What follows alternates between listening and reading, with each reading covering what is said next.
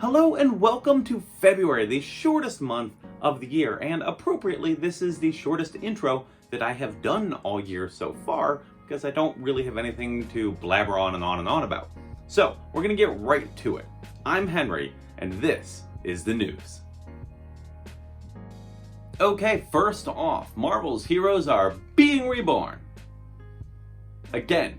Writer Jason Aaron and artist Ed McGuinness present Heroes Reborn, a brand new storyline event that spins out of the pages of Avengers. Now, the current volume of Avengers was launched by Jason Aaron and Ed McGuinness back in 2018 and has focused on an eclectic variety of Earth's mightiest heroes. But in this new storyline event, Earth's mightiest heroes are in fact the Squadron Supreme of America. That's right, Blade wakes up in the world and there is no Iron Man. Captain America is long gone. Thor never picked up Mjolnir, and things have gone awry. But we don't really know how or why, at least not yet. Marvel has not put out a whole lot of details. They have put out a snazzy little trailer, which I will link in the description of this video. So it remains to be seen what the scale of the story will be. Presumably this will be in a big event with lots of tie-ins and lots of fun stories and lots of new characters like Dr. Juggernaut. But for the time being, we are left waiting in mystery, and I guess we'll have to just keep an eye out and see what happens, soon. The Titans may be in the market for a new Robin as actor Lycurgo joins the cast of the HBO Max series as Tim Drake. Now, in the comics, Tim Drake is the third person to pick up the mantle of Robin after Dick Grayson and Jason Todd, two characters who have been featured prominently in Titans already.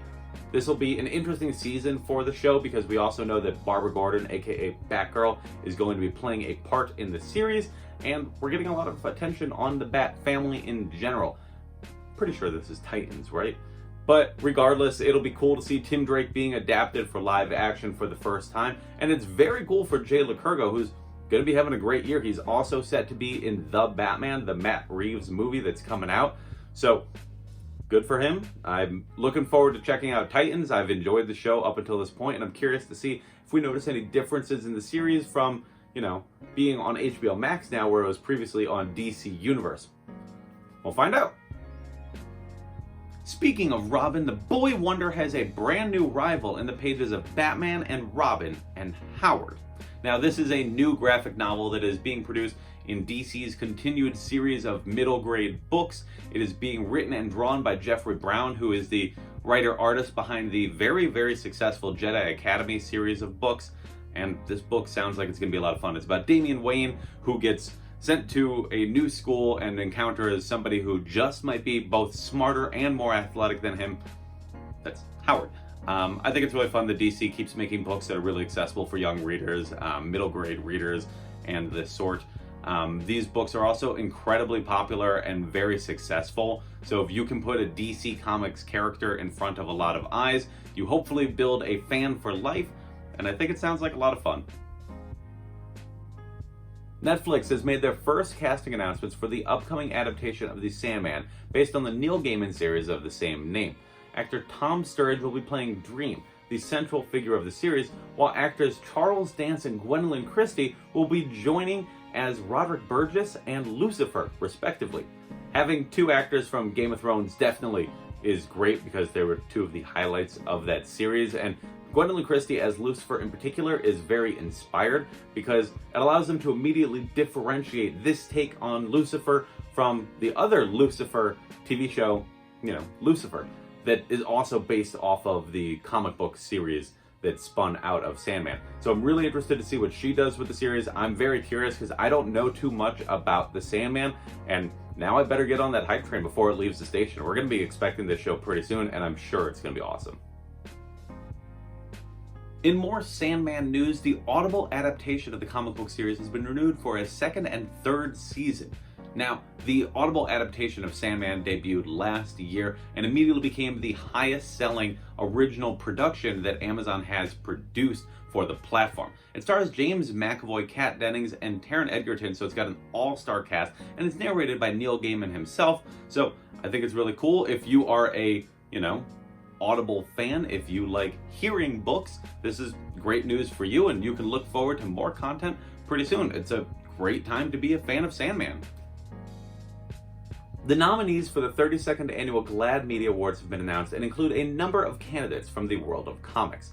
Now, these are awards that are based off of positive representations of the LGBTQ community in popular media, and it's really great to see great work like The Old Guard, Harley Quinn, and Supergirl highlighted in the candidates. There's also an entire category for comic books that this year includes great nominees such as X Factor, Far Sector, Lois Lane, Guardians of the Galaxy, Suicide Squad, and even Empire, Marvel's big tentpole event from last summer.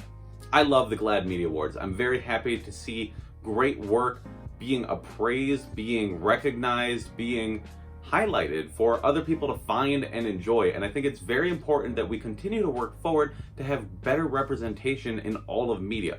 The GLAAD Media Awards are awesome, and you should check out all of the work being featured in these nominations because there's a lot of really great stories being told.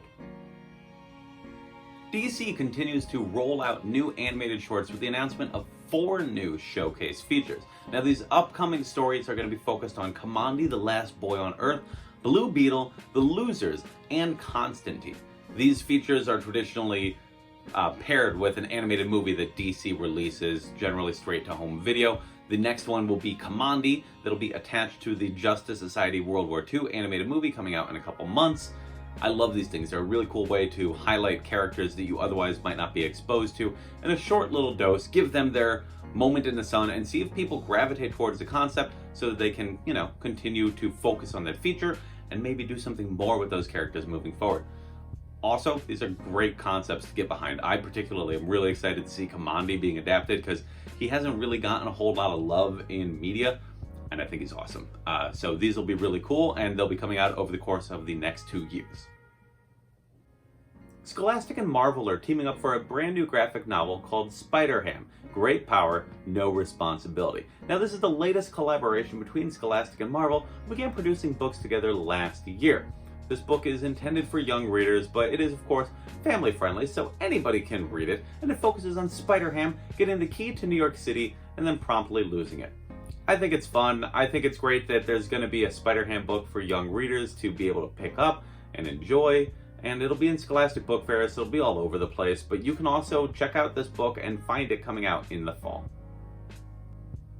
Dark Horse Comics has announced a partnership with YouNeek Studios to publish their previously self-published line of books. YouNeek Studios is a young company founded by Roya Akupe that focuses on African-centric stories told by African creators. I think this is a great partnership for Dark Horse. I think it'll be really cool for YouNeek Studios to help get them in more places than they previously were. And I think it's a great opportunity because if it picks up steam, you can bring more voices to YouNeek Studios and turn it into a full-fledged imprint.